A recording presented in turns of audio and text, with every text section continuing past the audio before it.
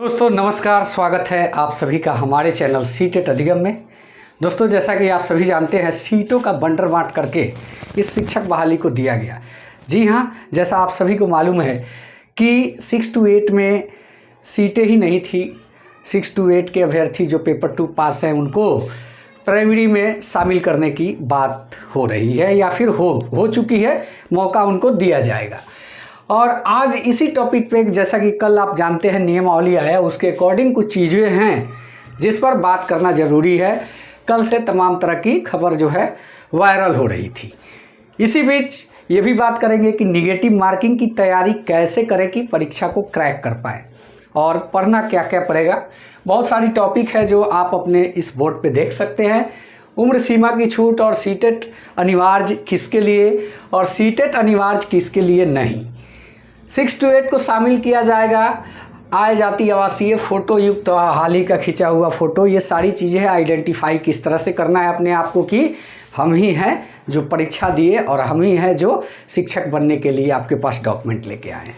तो बहुत सारी चीज़ें हैं जिस पर बात करना ज़रूरी था। इसी से संबंधित इस वीडियो को आज हमने क्रिएट किया है।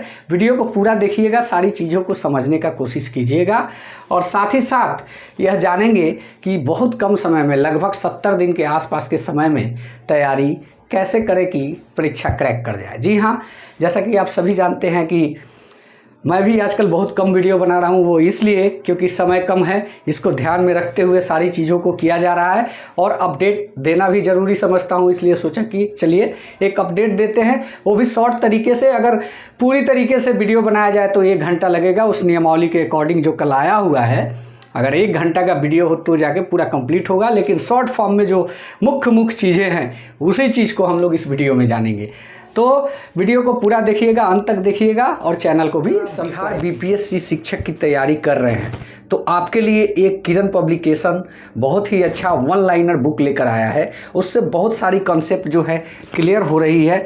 मैंने खुद इस बुक को पढ़ा और देखा कि परीक्षा उपयोगी सारे कंटेंट है। जी हाँ, 1 लाइन में दिया हुआ सारा टॉपिक है। इतिहास, भूगोल, संविधान, अर्थव्यवस्था, समान पर्यावरण, कंप्यूटर और प्राथमिक से जितने भी एनसीईआरटी के कंटेंट है पूरे नैनो टेक्नोलॉजी पे आधारित। और यह बुक जो है कलरफुल बुक है, इसको पढ़ने में बहुत मज़ा आ रहा है। ये किरण पब्लिकेशन का बुक आप देख सकते हैं, एनसीईआरटी पे आधारित बनाया है, जो कि बिहार में बीपीएससी शिक्षक बनने के लिए बहुत ही अच्छा यह बुक है। लिंक आपको वीडियो के डिस्क्रिप्शन में मिल जाएगा। ऑनलाइन पार्टनर इसके अमेज़ॉन और फ्लिपकार्ट दोनों ही है, दोनों का लिंक आपको डिस्क्रिप्शन में मिलेगा। जल्दी खरीदें और इस बुक के माध्यम से तैयारी करें अगर आप बिहार में शिक्षक बनना चाहते हैं। दोस्तों जैसा कि जानते हैं, उम्र सीमा में छूट की बात की जा रही थी, तो उम्र सीमा में छूट मिली है। 10 साल तक की छूट मिली है और उनके लिए ये वैधता ही नहीं है। उम्र सीमा की वैधता उनके लिए नहीं है जो शिक्षक हैं, जो शिक्षक 2011 में ज्वाइन कर चुके हैं। उनके लिए उम्र सीमा की कोई वैधता नहीं है। वो अगर 55 भी है, 58 भी है तो बीपीएससी परीक्षा को दे सकते हैं, ऐसा नियमावली में दिया गया है। और शिक्षक अभ्यर्थी जो हैं उनको 10 साल का ही छूट मिलेगा। अभ्यर्थियों को कुछ खास छूट नहीं है। बात करते हैं सीटेट अनिवार्य किसके लिए नहीं। देखिए किसके लिए नहीं, तो आप यह समझें कि दक्षता पे जो शिक्षक बहाल हुए थे, बात को ठीक से समझिएगा।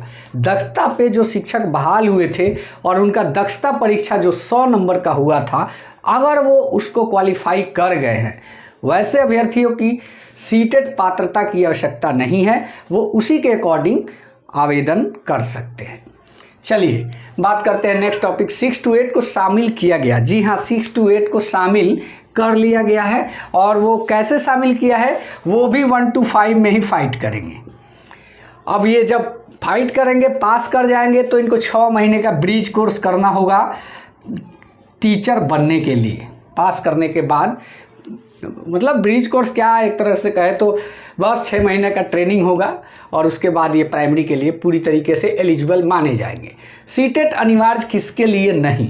देखिए सीटेट अनिवार्य और सीटेट अनिवार्य किसके लिए नहीं, तो सीटेट किसके लिए अनिवार्य है, तो ये है आपका जो सीटेट क्वालिफाई अभ्यर्थी, जो मान के चले कि ये डीएलएड लास्ट ईयर में है और सीटेट पहले ही क्वालिफाई कर गए हैं, वो अभ्यर्थी इस आवेदन को करेंगे।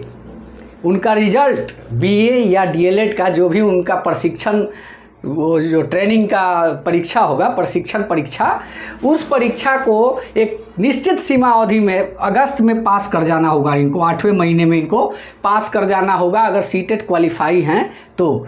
ऐसा नहीं है कि जो अभ्यर्थी बीएड या डीएलएड कर चुके हैं, सीटेट क्वालिफाई नहीं हैं और वो चाहेंगे कि हम आवेदन कर लें, तो ये नहीं है। ऐसा संभव इसलिए नहीं है क्योंकि उनका सर्टिफिकेट 8वें महीने में आ जाना चाहिए। तो बताइए कि 8वें महीने में सर्टिफिकेट उनके पास आएगा? नहीं आएगा, क्योंकि मई, जून, जुलाई में परीक्षा होगा 7वें महीने में, तो संभव ही नहीं है कि इनका सर्टिफिकेट आ जाए। वैसे में आवेदन भी नहीं लिया जा रहा है, ऑलरेडी नियमावली में दिया हुआ है, आप देख सकते हैं उसका स्क्रीनशॉट।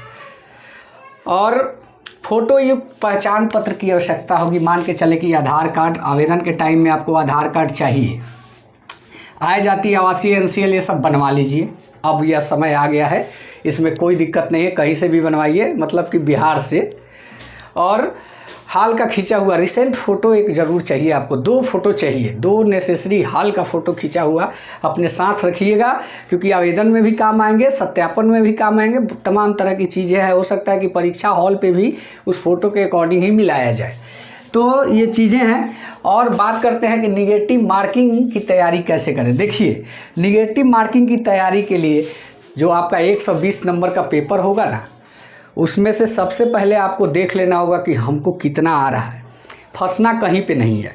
मैथ आ रहा है, इसका मतलब ये नहीं है कि 2 मिनट मैथ बनाने में लगा दे, उसको खाली टिक कर लेना है, वहाँ थोड़ा एक हल्का दाग लगा देना है, जैसे कि समझ में आए कि इसको हम बैक आके करेंगे टाइम रहने पे। तो मैथ को जो एक लाइन में 1 लाइनर मैथ है, देखते ही आंसर मालूम पड़ रहा है, उसको मार दीजिए, कोई दिक्कत नहीं है। रीजनिंग का भी सेम खेल है, उसको भी अगर देखते ही आपको आंसर समझ में आ रहा है, मार दीजिए, फिर आगे बढ़ जाइए। फिर देखिए कि कौन कौन हमको मालूम है, उस सब को सीरियल वाइज वहाँ पे टिक लगाते जाइए, क्योंकि आपको बैक आके फिर गोला रंगना है। गोला रंगने के बाद आप देख लीजिए कि कितना तक मेरा हो गया, जिसको हम कंफर्म जानते थे। ये चीज़, क्योंकि सबके चक्कर में लगिएगा रिजल्ट ख़राब हो जाएगा, निगेटिव मार्किंग है, सबके चक्कर में नहीं लग रहा है, कंफर्म जो मालूम है उसको मारना है। निगेटिव का खेल यही होगा। और इसमें एक चीज़ और है, अभी भी वो क्लियर नहीं है, लेकिन एक अनुमान बताया गया है कि अगर 4 ऑप्शन वाले होंगे तो आपका 1/3 कटेगा क्वेश्चन, यानी कि 3 गलत पे 1 सही आपका कट जाएगा अगर 4 ऑप्शन होगा तो। अगर 5 ऑप्शन होगा तो 4 गलत पे 1 कटेगा, 4 गलत 1/4। तो इस चीज़ का भी ध्यान रखना होगा। वो आपका प्रश्न पत्र के ऊपर ही लिख के आएगा, या फिर देखने से पता चलेगा कि कै ठो ऑप्शन है, तो ऑप्शन के हिसाब से आप अनुमान लगा लीजिएगा। अगर 4 ऑप्शन है तो 3 पे 1, और अगर 5 ऑप्शन है तो 4 पे 1। तो ये आप समझ लीजिएगा। ये अगर नहीं भी लिखा है तो प्रश्न पत्र को देख के, ऑप्शन को देख के आप समझ सकते हैं। पढ़ना क्या क्या होगा? जी हाँ, पढ़ना देखिए, गणित है, सामान्य गणित, जो 5 से लेकर 12 तक का आप गणित को पढ़ सकते हैं। कवर अप उतना नहीं होगा, मैं इस वीडियो में बताऊंगा कि क्या क्या लेना चाहिए। अभी भी समय है, 70 दिन में वो हो सकता है। मानसिक क्षमता, समान जागरूकता, समान विज्ञान, सामाजिक विज्ञान, राष्ट्रीय भारतीय आंदोलन और भूगोल, पर्यावरण, समान अध्ययन में देखिए SCERT से संबंधित पूछे जाएंगे। स्टेट एजुकेशन के जो भी समान अध्ययन है, जनरल स्टडी है, उसके ही पूछे जाएंगे, लेकिन थोड़ा लेवल ऊपर रहेगा, ऐसा लिख दिया गया है ऑलरेडी। आप उसका भी स्क्रीनशॉट देख सकते हैं। तो कहने का मतलब कि पहले आप स्टार्ट वैसे पेपर को कीजिए। देखिए, खोलिएगा पेपर तो हमें जहाँ तक अनुमान है, पहले गणित दिखेगा, फिर आपको रीजनिंग दिखेगा। तो यहाँ पे क्या होगा कि आपके पास एक समय पे 1 मिनट का ही टाइम है। तो इसीलिए मैं कह रहा हूँ कि जो देखते ही आपको आंसर पता चले उसको मार दीजिएगा, नहीं तो आगे बढ़ जाइएगा। इसमें फंसिएगा, इशारा नहीं होगा, जानते हुए भी आपको डुबा देगा। तो इसलिए फंसना कहीं नहीं है, आगे बढ़ते जाना है तेज़ी में। जो जो दिख गया, जो आपको दिख गया कि नहीं हम इसको आंसर जानते हैं, मारते चलना है, आगे बढ़ते चलना है। और लास्ट में आना है आपको फिर यहाँ पे रीजनिंग और मैथ पे, क्योंकि इसमें से देखिए मैथ अगर रहेगा 10 तो ये भी 10 रहेगा, तो ये 20 नंबर है, तो इसमें से आप 15 नंबर ले सकते हैं। अगर समय आपके पास रहता है लास्ट में तो बना के आप 15 नंबर ले सकते हैं। तो इसको स्टार्टिंग में नहीं रहेगा, ये फर्स्ट में ही, लेकिन करना आपको लास्ट में है, क्योंकि यहाँ से जो आपको चीज़ें होंगी पढ़ेंगे आपको आंसर पता चलेगा। तो ये जल्दी ख़त्म होने वाली चीज़ है, और सही जो जानते हैं उसी को मारना है, अनुमानित किसी को पहले टिक नहीं करना है। स्टार्टिंग में अनुमानित अगर आप आइडिया लगा के टिक कर रहे हैं, ये काम स्टार्टिंग में आप बिल्कुल मत कीजिएगा। कंफर्म जो भी आंसर मालूम हो उसी को पहले मारिएगा। तो इन सब चीज़ों के लिए पहले तो पढ़ना पड़ेगा।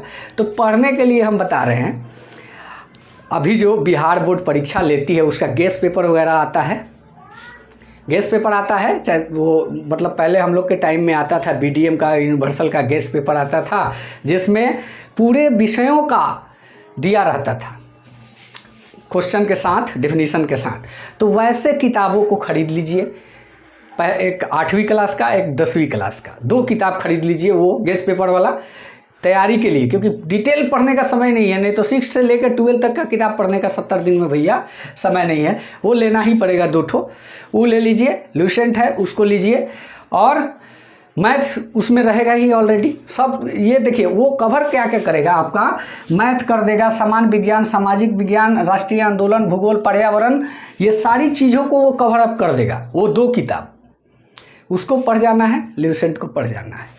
और उसके बाद समान अध्ययन करंट अफेयर्स के लिए तो पढ़ना है, वो तो आप जानते ही हैं। एक रीजनिंग, बेसिक रीजनिंग जो आता है ग्रुप डी की तैयारी के लिए, रीजनिंग का एक बुक आप ले लीजिएगा, ये ज़रूरी है। और जो भी चीज़ समझ नहीं आए आपके हिसाब से, जो भी अच्छा यूट्यूबर का चैनल हो जो स्टडी करा रहा है उसको देखिएगा। फंसाने वाले भी चैनल बहुत सारे चल रहे हैं, याद रखिएगा, मैं नाम नहीं लूँगा।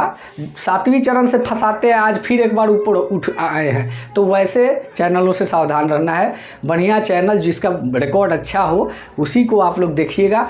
और जो चीज़ क्लियर ना हो तो सेल्फ स्टडी करना है, जो चीज़ क्लियर नहीं है उसी को जाके सर्च करके कि इसका मतलब क्या हुआ वो देख लेना है। सब पूरा वीडियो देखने की आवश्यकता नहीं है, नोट बनाते जाइए, 3-4 कॉपी रखिए, नोट बनाते जाइए।